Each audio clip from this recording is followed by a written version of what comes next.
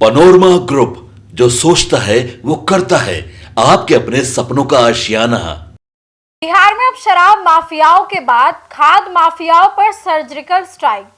24 घंटे flying squad रखेगा नजर। नमस्कार, आप देख रहे हैं सिटी पोस्ट लाइव। मैं हूं आपके साथ वैष्णवी। देखिए, बिहार में खाद की किल्लत और कालाबाजारी को लेकर राज्य सरकार ने मुख्यमंत्री नीतीश कुमार के मार्गदर्शन में काम कर रही सरकार ने साफ कहा है कि किसानों को खाद और बीज के लिए किसी भी तरह की परेशानी नहीं होनी चाहिए।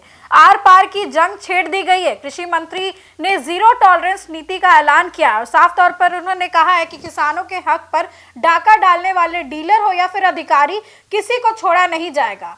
कृषि मंत्री रामकृपाल यादव ने सख्त लहजे में कहा है कि खाद की कालाबाजारी, जमाखोरी या फिर निर्धारित मूल्य से अधिक वसूली करने वाले के खिलाफ सरकार जीरो टॉलरेंस की नीति पर काम कर रही है। चेतावनी भी दी गई है कि जो लोग कालाबाजारी में लगे हैं वो सचेत हो जाए। मेरी चेतावनी है कि उन्हें किसी भी कीमत पर बख्शा नहीं जाएगा।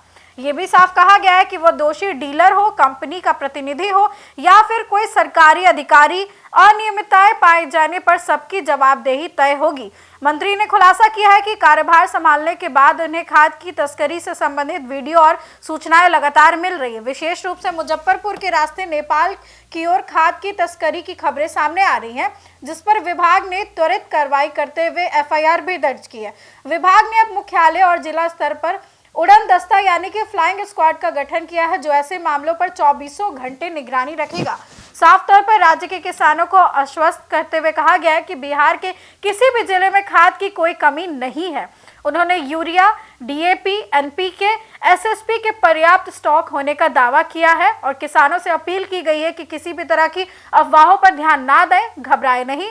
किसान हमारे लिए केवल लाभार्थी नहीं बल्कि अन्नदाता और भगवान के रूप है। उनके शोषण की कोई कतई बर्दाश्त नहीं की जाएगी। किसानों की समस्याओं को त्वरित समाधान के लिए कृषि विभाग ने स्पेशल सेल खोला जाएगा। हेल्पलाइन नंबर भी जारी किए हैं और मंत्री ने बताया है कि विभाग प्रतिदिन शिकायतों की मॉनिटरिंग कर रहा है और दोषी पाए जाने पर कई लाइसेंस भी रद्द हो जाएंगे और अभी तक कई सारे लाइसेंस रद्द किए जा चुके हैं।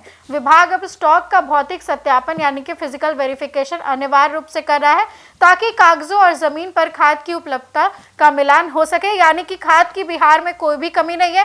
किसानों के लिए बड़ी खुशखबरी है कि आपके साथ कृषि मंत्री पूरी तरीके से तैयार है और बिल्कुल भी घबराने की जरूरत नहीं है। फिलहाल इस खबर में बस इतना ही। देखते रहें सिटी पोस्ट लाइव।